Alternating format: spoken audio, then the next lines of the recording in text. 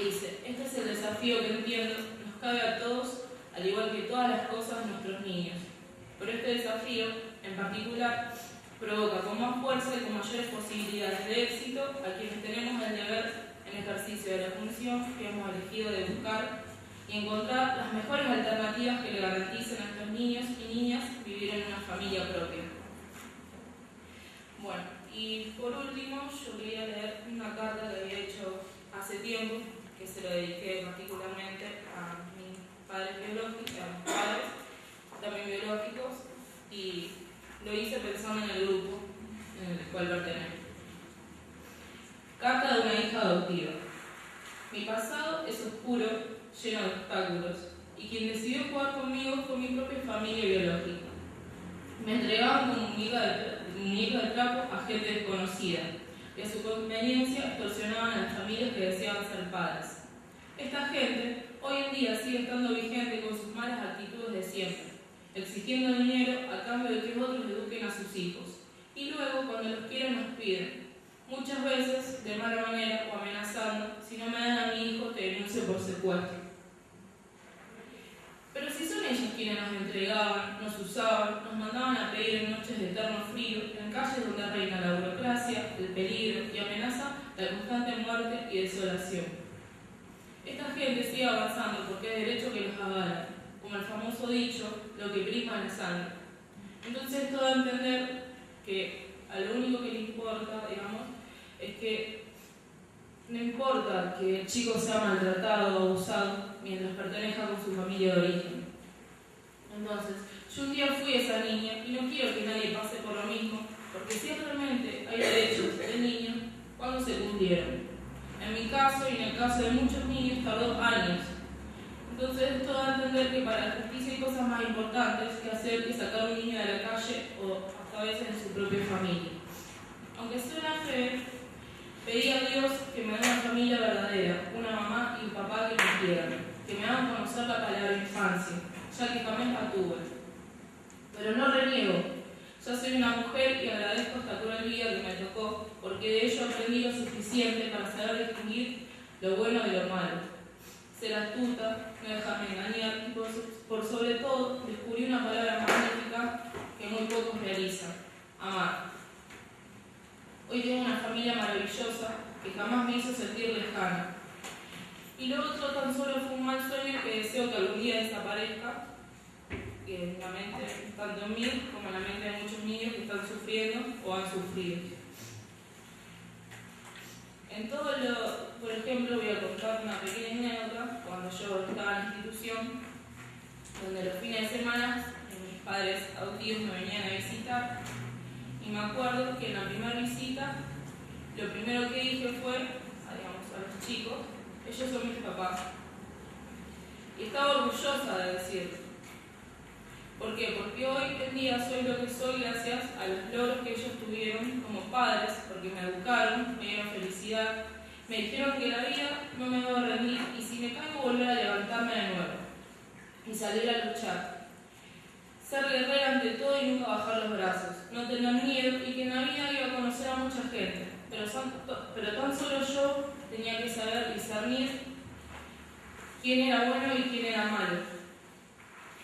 Porque de nada me servía que ellos me persigan diciéndome esto sí y esto no. Por eso me dieron esa hermosa libertad que decías de saber discernir. Bueno, como ellos ya cumplieron con todo, ahora me toca a mí poder decir que los amo y en simples palabras decir que son lo más importante y maravilloso que nos regaló Dios. Espero que mi resumen de vida les sirva mucho y que se den cuenta que la biología no puede dar amor ni felicidad. Y que no siempre dice la verdad porque puede ser adulterada. La genética no siempre tiene la razón, porque hay que mirar más allá de simples papeles y números, hay que mirar actitudes, comportamientos y secuelas que son visibles ante un ciego. Y con respecto a las madres que son adoptivas, cuando me refiero a ustedes es que no siempre digan soy madre del corazón, cada vez que les preguntan. Son su madre y punto. O sea, mantengan presente lo que tuvieron que vivir, sufrir, pero no digan, este es mi hijo adoptivo, porque es feo, suena feo. y me hagan la diferencia en el sentido de que si son del corazón es porque realmente los quieren. Entonces, con solo decir es mi hijo, ya es suficiente. Bueno, soy Laura Borghi, soy presidenta de la Comisión del Hogar del Huérfano. Voy a empezar por el final de la historia. El Hogar del Huérfano cerró sus puertas a como venía funcionando. Hay una transformación, esa transformación es una transformación en la que confiamos y va a realizar satisfactoriamente. En el Hogar del Huérfano no hay niños desde el 14 de abril.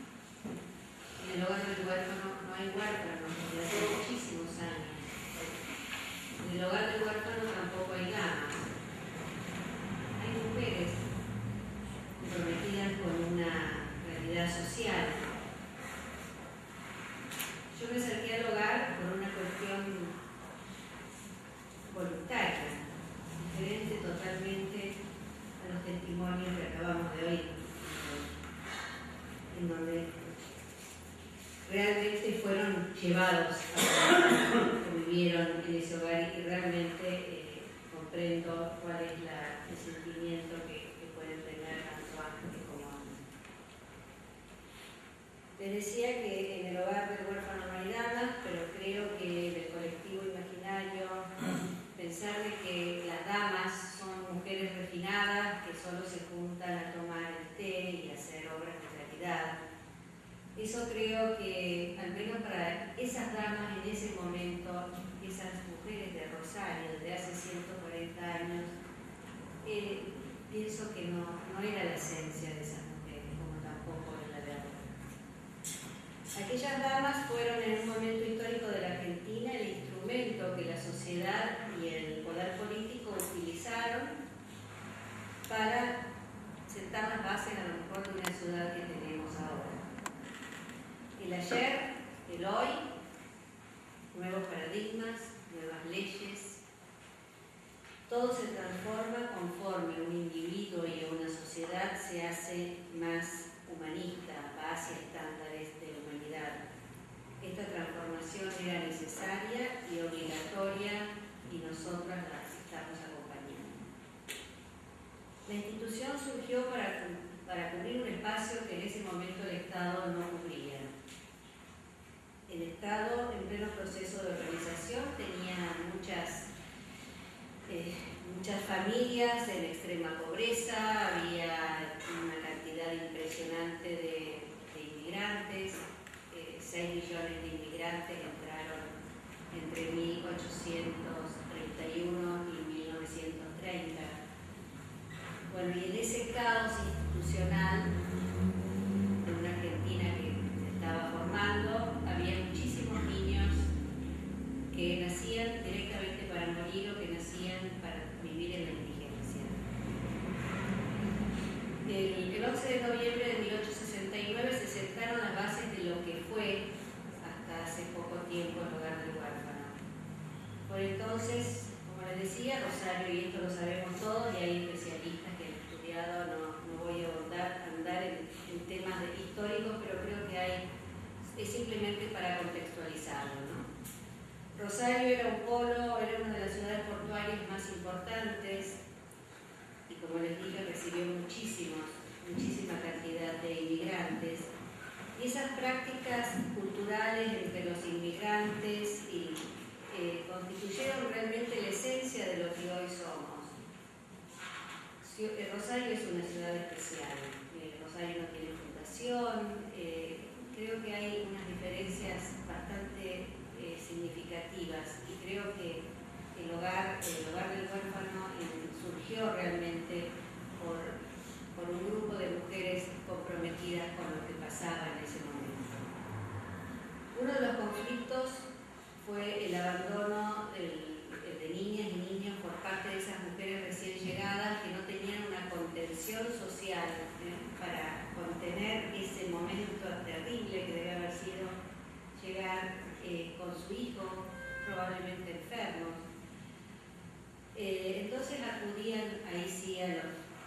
el entonces Hospicio de Huérfanos y Expósitos. Pronto ese crecimiento numérico de niños fue importantísimo, por lo cual hubo que hacer una casa muy grande, una casa que está a solo 10 cuadras de donde estamos ahora. La asociación benéfica se fue convirtiendo lentamente en un espacio de sociabilidad y empezó a asumir roles que el poder político voluntaria e interesadamente dejaba en sus manos. A las damas y a las nodrizas se le sumaron las hermanas del huerto, que permitieron la integración entre lo privado y lo público y se encargaron de la educación de los niños y niñas que sobrevivían a esos primeros meses o a esos primeros años de vida. Cólera, fiebre amarilla, tuberculosis eran las epidemias que había y que hacía estragos en los niños. En 1886 se construyen 2 salones escolares y la escuela se sostenía prácticamente sin subvención estatal, y a los pocos meses lo que hace esta escuela es abrir las puertas a las niñas del barrio, a las que llamaban alumnas externas, lo que podríamos decir hoy un hogar de día, un centro de día. De este modo nació de la mano del hogar la Escuela Provincial número 5, María de los Ángeles Rodríguez de Rosas. Hoy el Jardín de Infantes tiene una matrícula de más de casi 150 niños que desayunan, almuerzan y meriendan y viven con sus familias.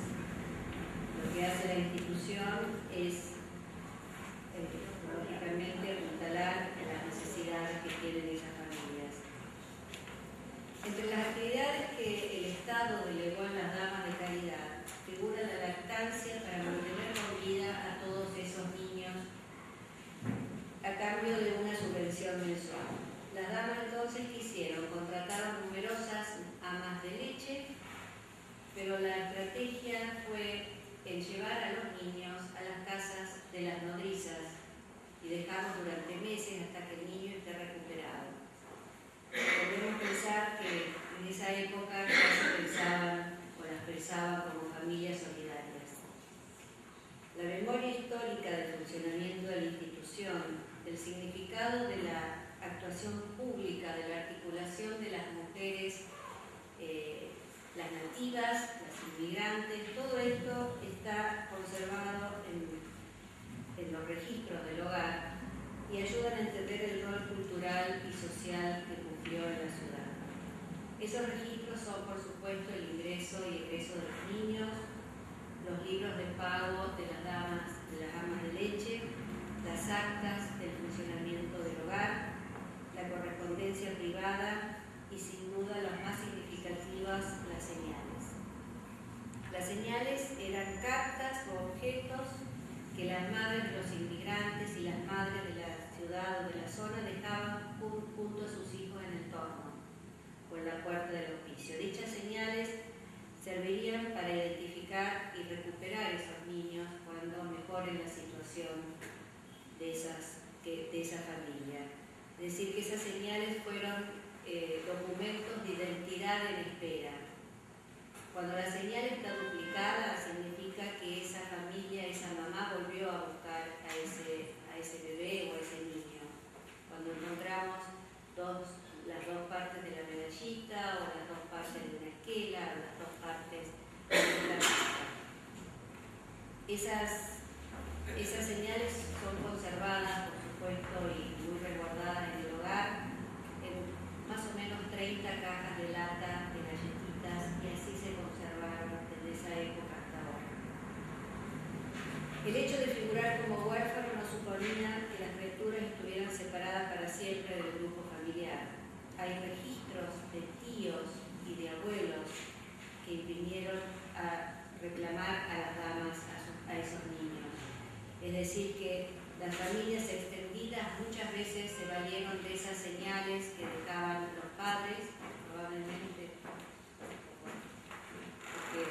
porque fallecieron o porque estarían trabajando en el campo, y una vez verificado, por supuesto, el vínculo de parentesco, eran entregados a su familia.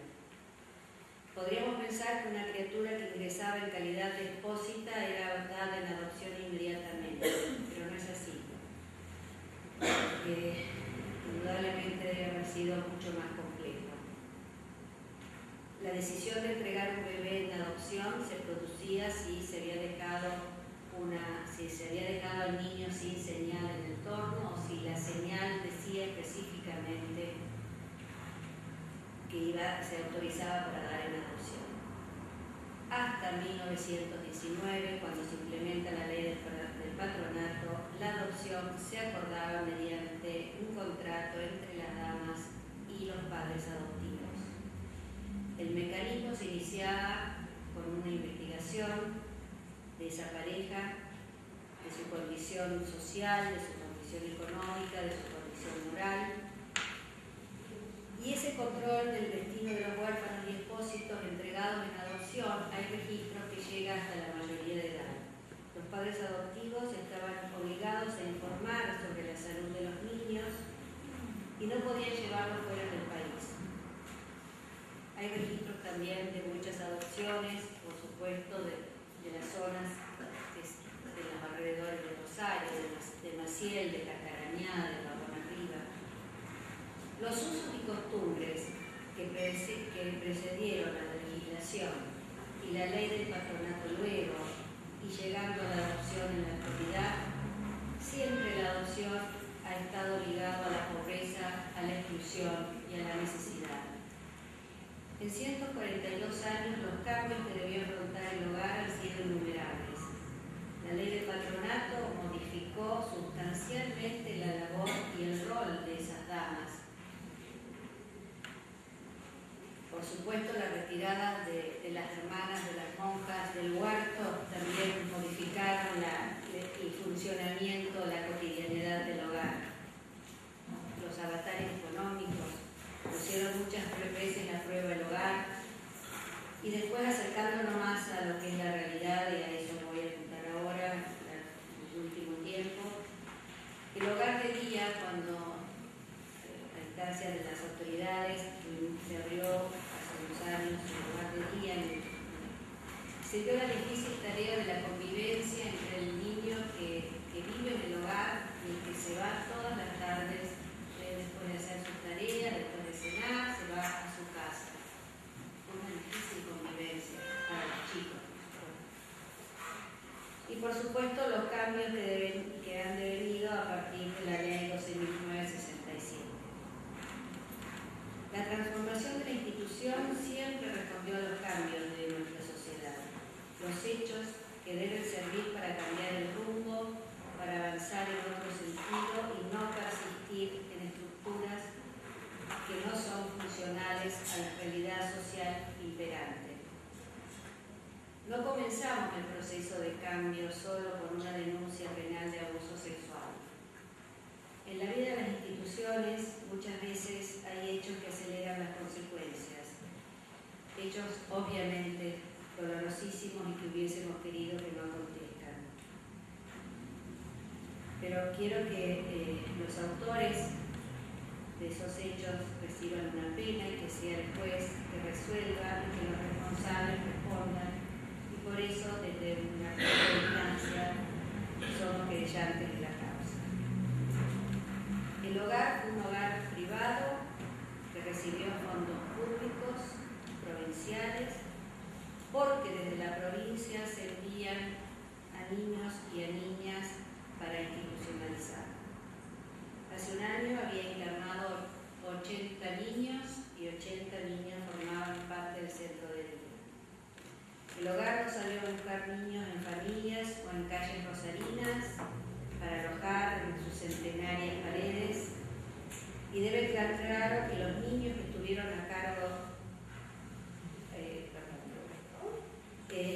quienes estuvieron a cargo de la internación de los niños esperaban años también en muchos casos para tomar decisiones que pudieran modificar esas vidas y trabajar más sobre la problemática de ese núcleo familiar, sobre cómo mejorar los vínculos o para acelerar los trámites de adopción. Esos tiempos no son los tiempos de los niños, son tiempos que se pierden en los tiempos. hogar albergó niños y niñas en un momento de sus vidas y por una situación particular, y debió haber tenido esa situación un principio y un fin en su eternidad. La mayoría de los niños que estaban alojados en el hogar, si nos atenemos a la ley, estuvieron alojados en una situación de irregularidad. Eso quiere decir que se esperó años en revincularlos con familias, con sus familias de origen, con familias extendidas o en haberlos dado en adopción. Más de una vez escuché de las trabajadoras sociales de la institución recibir por contestación cuando reclamaban respuestas a los equipos de vinculación: ese nene no es más de este equipo, esa nena cambió de equipo, se perdieron los legajos de esta nena o de este nene. Quienes decían estos probablemente no conocían la cara de ese nena o ese nene, o que ese nena y ese nene reclamaban una familia o reclamaban que alguien los venga a visitar los fines de semana. Los niños no entienden de autorizaciones, no entienden de paros, no entienden de esperas, no entienden de papeles. Los niños entienden de tristeza, de soledad y sobre todo de amor. El desamparo al que cientos de niños y jóvenes y familias son sometidos cotidianamente,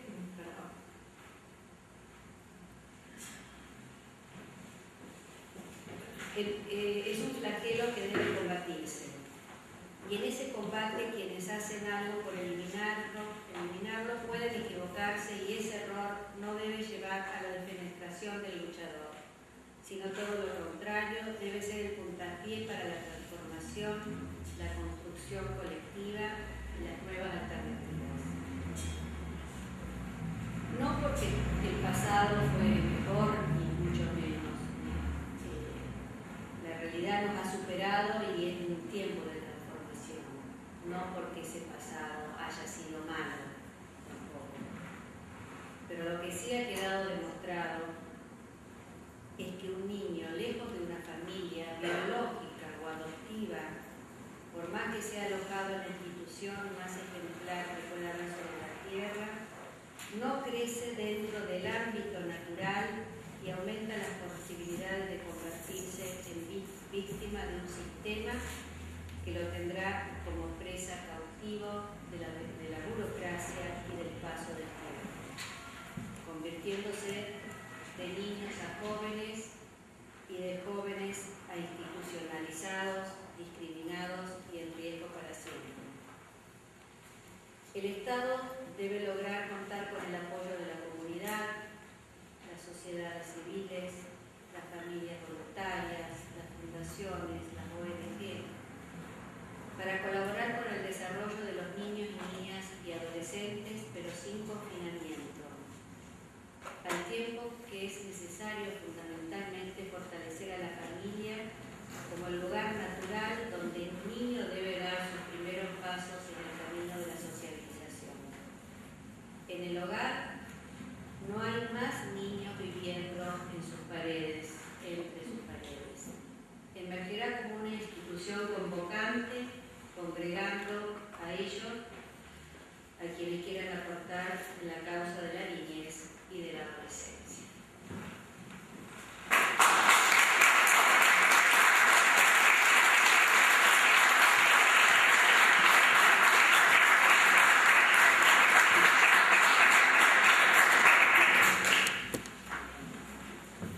Bueno, ha sido un panel bastante emotivo, desde el punto de vista, de Ángeles, con su vivencia personal y su juventud, con Ana María, y la visión también del director, que de pronto no formaba parte en su inicio de esta situación y se vio involucrado dentro de la adopción de su proyecto de film, y la señora Laura Borghi, que desde hace muchos años está en el hogar, y uno que ha transitado los caminos, las paredes del hogar, como ella le dice.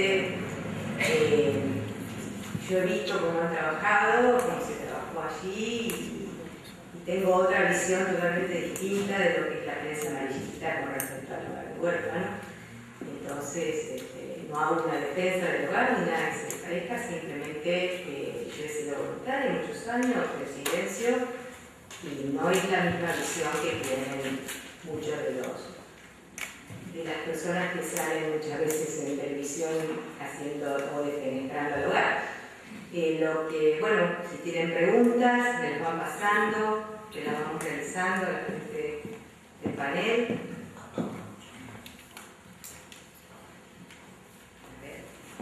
Está ahí para Mario. Después de un año desde que realizó el documental, ¿cuál es su mirada actual sobre la temática de la adopción?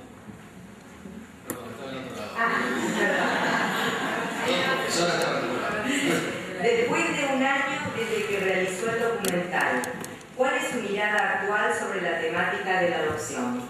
Wow. Bueno, ahora estoy, a partir de ese momento, ahora estoy preparando otro largometraje. No, como quedaron tantas cosas afuera dentro de lo que fue lo que es la investigación de la adopción, y yo tuve que reducir a un temita. Sabemos que no es un temita, pero dentro del mundo de lo que significó abordar y conocer a la gente